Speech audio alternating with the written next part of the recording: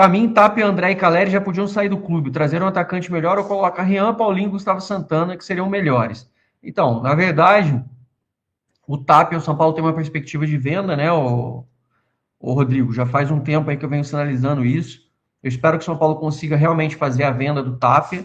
O São Paulo tem a pretensão de trazer o Inestrosa para o lugar dele, porque o Inestrosa pode fazer tanto a ponta, né?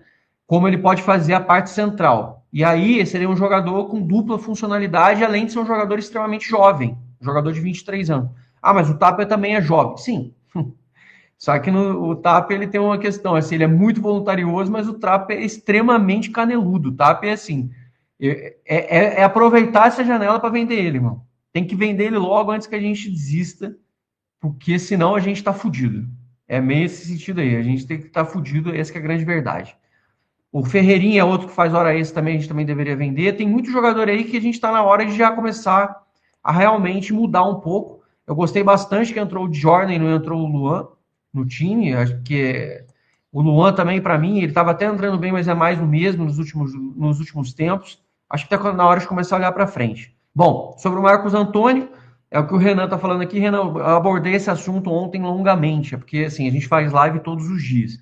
Ontem eu abordei sobre isso, tem dias que eu venho falando que o Flamengo está em cima do Marcos Antônio, é um alvo deles, é uma necessidade do São Paulo fazer a venda, e o São Paulo, muito provavelmente, deve negociar o Marcos Antônio na janela.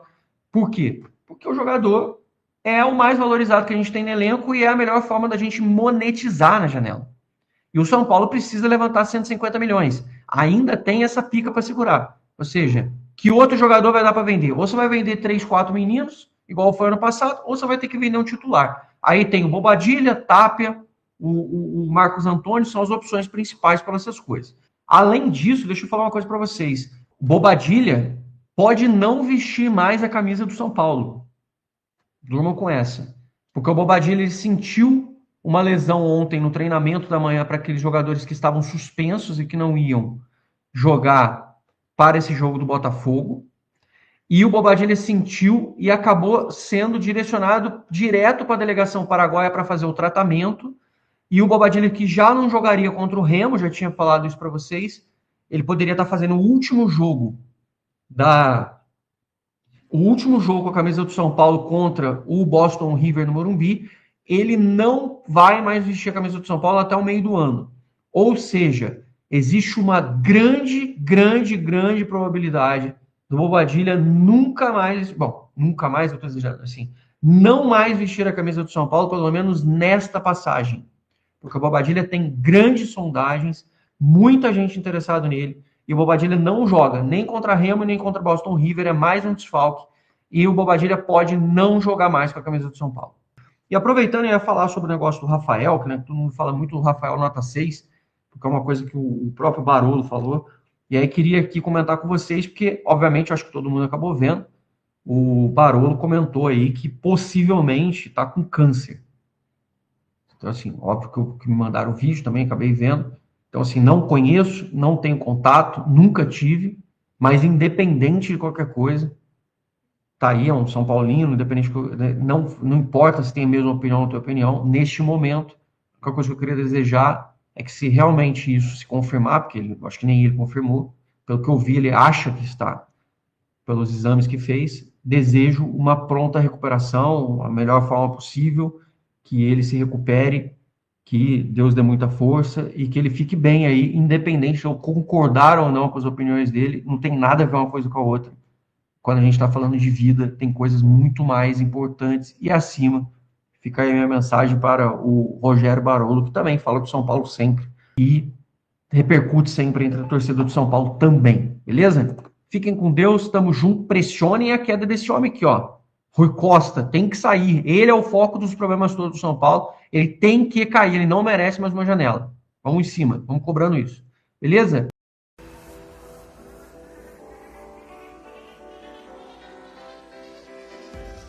Rubro-negro. Que história é essa de que Adrielson pode virar reforço do São Paulo? Especulação que ganhou força nas redes sociais durante o fim de semana. Confesso que estranhei, até porque o zagueiro de 28 anos de idade, que já foi do Botafogo e do Lyon, fez grande temporada em sua estreia no futebol nos Emirados Árabes. Ele havia sido contratado pelo Al-Ahly por 2 milhões e 200 mil euros há mais ou menos um ano. Primeira temporada dele nos Emirados de 32 jogos e 7 gols. Detalhe, o Adrielson, você sabe, é zagueiro. Ainda assim, 7 gols marcados. Tem contrato em vigência com o Al-Ahly e está avaliado em 3 milhões de euros. Na manhã dessa segunda-feira, pouco antes de gravar o vídeo, consultei uma pessoa do São Paulo. E aí, existe interesse? Pode haver negociação? A resposta: esquece, Nicola. Não temos dinheiro. Foi a resposta desse dirigente são paulino. O tricolor busca não um, mas 2 defensores a partir de 20 de julho, quando a janela reabre. Tudo porque o Dória teve seu contrato rescindido por opção dele, além do afastamento do Arboleda. Diante desse cenário, São Paulo vai buscar opções gratuitas, jogadores livres no mercado, ou então atletas que não estejam sendo utilizados em seus clubes. Dá para citar alguns jogadores livres no mercado que atuam como zagueiros. Léo Duarte, ex-Flamengo, e Basak Serrir. Juan Jesus, que passou boa parte da carreira atuando no futebol italiano, estava no Napoli. Pablo Mari, que já jogou no Flamengo e não teve seu contrato renovado no Al-Hilal. Para completar, Elitão, zagueiro que passou muito pouco no futebol brasileiro, mas fez sucesso no exterior e estava jogando com a camisa do Gostep. Fato é que a torcida já não tem mais paciência com ele, porque já não é a primeira vez que o Carrascal faz isso, entra forte, toma um vermelho besta e acaba prejudicando o Flamengo em campo. Então já tem flamenguista pedindo fora Carrascal. Sim, já tem um movimento forte de flamenguistas pedindo a demissão do Carrascal. E é aí que entra o São Paulo. Ou melhor, os São Paulinos. Já tem um movimento forte de São Paulinos pedindo para o São Paulo botar essa carta na mesa quando o Flamengo vier atrás do Marcos Antônio de novo. Que carta, Renato?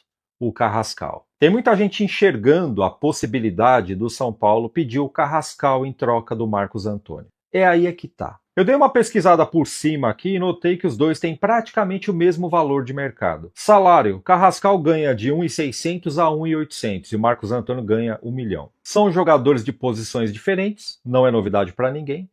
Marcos Antônio é de uma posição que o Flamengo precisa para ontem, e o Carrascal é de uma posição que o São Paulo está carente de jogadores há pelo menos uma década. Mas essa troca vai acontecer? Tem possibilidade para isso? Meu amigo, humanamente falando, não tem condições. Mas o torcedor são paulino não peca quando sugere para a diretoria do São Paulo colocar essa carta na mesa. É uma jogada inteligente. Mas o São Paulo já fez tantas coisas para bloquear as investidas do Flamengo que não tem mais o que fazer.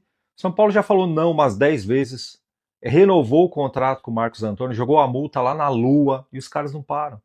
Da próxima vez fala: nós queremos o Carrascal.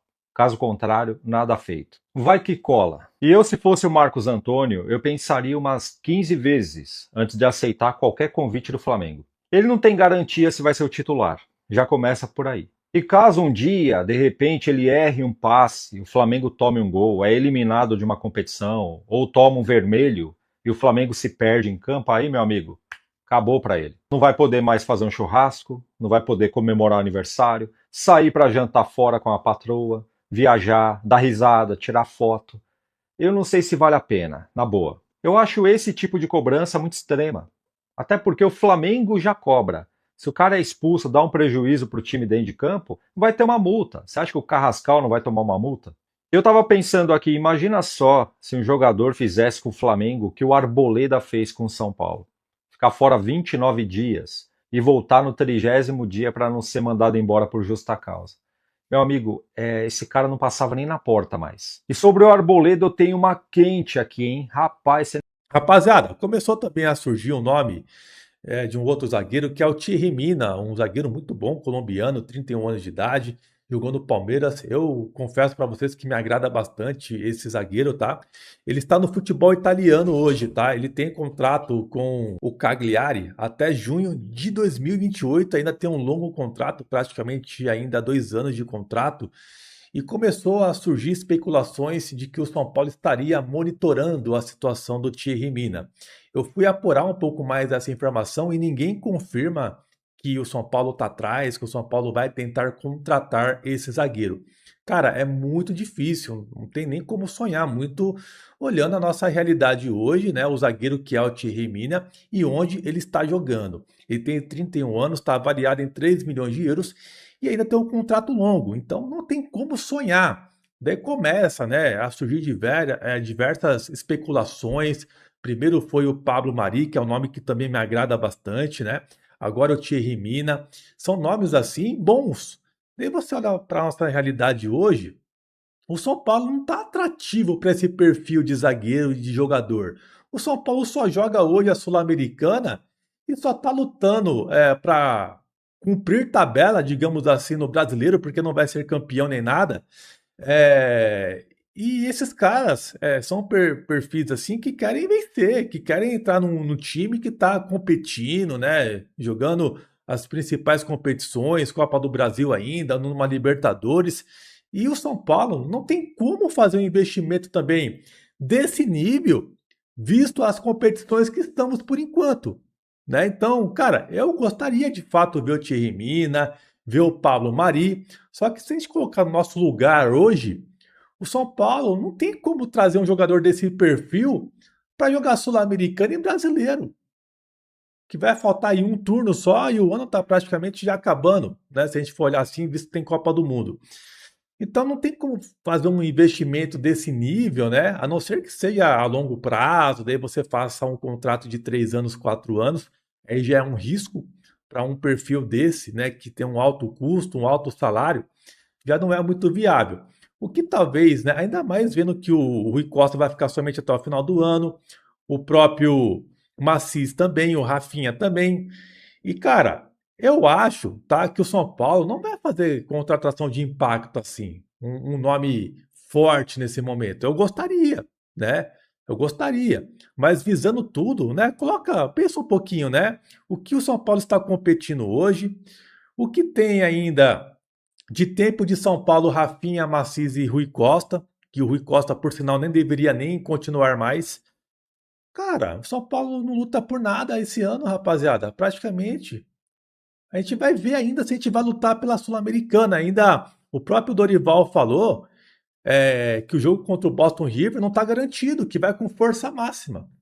Preocupado, né? Então, cara, a situação tá difícil. Eu gostaria de ver o Thierry Mina no São Paulo, é um bom jogador, mas para esse ano, cara, eu acho que o São Paulo, sei lá, aposta na base ou traz um zagueiro meia bomba com contratinho até o final do ano aí só para tapar buraco. E ano que vem, o novo presidente aí sim, né, vê o que ficou de bom nesse ano, né, de arrecadação, como que ficou o elenco, se saiu alguém, se ficou, aí faz um trabalho e depois. Correu à internet a informação que o Vitória estava querendo o Arboleda. Até que apareceu o Sérgio Papelin, que é o diretor de futebol do Vitória, e soltou essa daqui. Tem uns 10 times do Sudeste e do Sul querendo o Arboleda.